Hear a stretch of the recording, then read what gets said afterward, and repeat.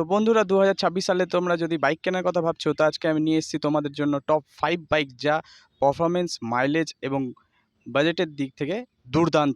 তো চলো বেশি দেরি না করে ভিডিওটা শুরু করা যাক। তো প্রথম বাইকটি হলো হিরো স্প্লেন্ডার প্লাস, যা মাইলেজ, কম মেনটেনেন্স এবং দৈনন্দিন ব্যবহারের জন্য সেরা। তো দ্বিতীয় গাড়িটি হলো টিভিএস রাইডার 125। এটি স্পোর্টি লুক, ভালো মাইলেজ এবং নিউ জেনারেশনদের কাছে একটি প্রিয় বাইক।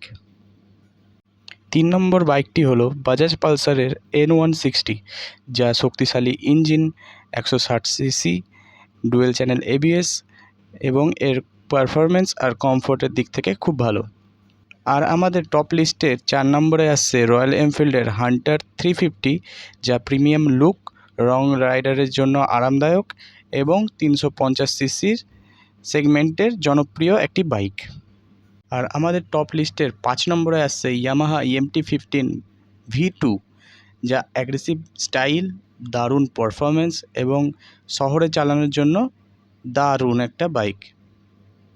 তো বন্ধুরা, এই টপ 5-এর মধ্যে তোমাদের কোনটি বেশি পছন্দ হয়েছে আমাকে কমেন্ট করে অবশ্যই বলবে। আর এরকম ভিডিও দেখার জন্য চ্যানেলটিকে সাবস্ক্রাইব করো। ততক্ষণের জন্য বাই।